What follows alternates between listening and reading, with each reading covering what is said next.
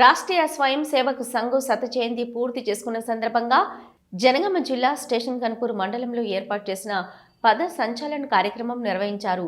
ఈ కార్యక్రమంలో 200 మంది స్వయం సేవకులు ఘనావిష్ చేశారు.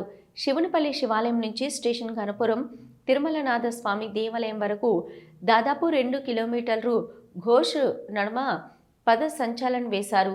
ఈ సందర్భంగా సేవకు డాక్టర్ హేమంత్ రాజ్ మాట్లాడుతూ రాష్ట్రీయ స్వయం సేవక్ సంఘ్ శతాబ్ది సందర్భంగా శుభాకాంక్షలు తెలిపారు.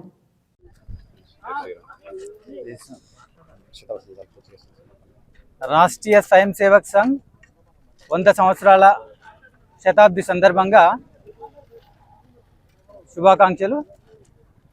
రాష్ట్రీయ స్వయం సేవక్ సంఘ్ 1925 సంవత్సరం విజయదశమి రోజు ప్రారంభించబడింది. 2025 సంవత్సరం విజయదశమి వరకు 100 సంవత్సరాలు సంఘం పూర్తి చేసుకున్నది. 100 సంవత్సరాల సందర్భంగా దేశవ్యాప్తంగా రాష్ట్రీయ స్వయం సేవక్ సంఘ్ అనేక కార్యక్రమాలను అనేక ప్రాంతాల్లో చేపడుతున్నారు. అందులో భాగంగా అనేక ప్రాంతాల్లో విజయదశమి ఉత్సవాలు జరుపుకున్నాం విజయవంతంగా. అనేక ప్రాంతాల్లో ఖండ కేంద్రాల్లో లేక ఉపమండల కేంద్రాల్లో స్వయం సేవకులు అందరు కలిసి పద సంచలన్ అంటే రూట్ మార్చ్, సంఘం యొక్క గణవేష్ అంటే డ్రెస్, పాయింట్, చొక్కా, పదవేష్, గణవేష్, టోపీ, దండతో సమానంగా అందరూ సంఘం యొక్క గణవేష్ వేసుకొని పురవీధుల్లో రూట్ మార్చ్ అంటాం. దాన్ని సంఘ పరిభాషలో పద సంచలనం అంటాం. ఆ పద సంచలనంలో పాల్గొంటాం. ఆ పద సంచలనం ద్వారా ఈ కార్యక్రమం పూర్తవుతుంది. అయితే రాష్ట్రీయ స్వయం సేవక్ సంఘ్ 100 సంవత్సరాల సందర్భంగా ఈ కార్యక్రమాలు సంఘం ఎక్కడెక్కడైతే ఏ ప్రాంతాల్లో అయితే విస్తరించి ఉన్నదో అన్ని ప్రాంతాల్లో ఈ కార్యక్రమాలు విజయవంతంగా పూర్తి చేసుకున్నారు.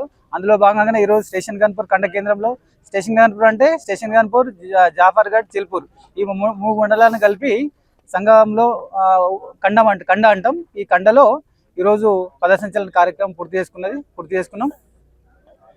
ఆ 100 సంవత్సరాల్లో సంఘం అనేక కార్యక్రమాలు చేపట్టింది.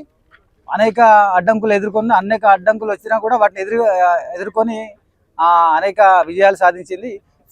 సంఘం యొక్క లక్ష్యం ఏంటంటే సమాజంలో సామాజిక అసమానతలన్నింటినీ తొలగించి కులం, మతం అనే ప్రాంతం, భాష అనే విభేదాలు లేకుండా మన అందరం కూడా ఈ దేశం యొక్క పుత్రులం, ఈ భారతీయులం, మనందరం కూడా భుజం కలిపి చేయి కలిపి సంఘటితమవి సమాజాన్ని సంఘటితం చేయడం ద్వారా దేశాన్ని శక్తివంతం చేయడం ఈ యొక్క సంఘం లక్ష్యం.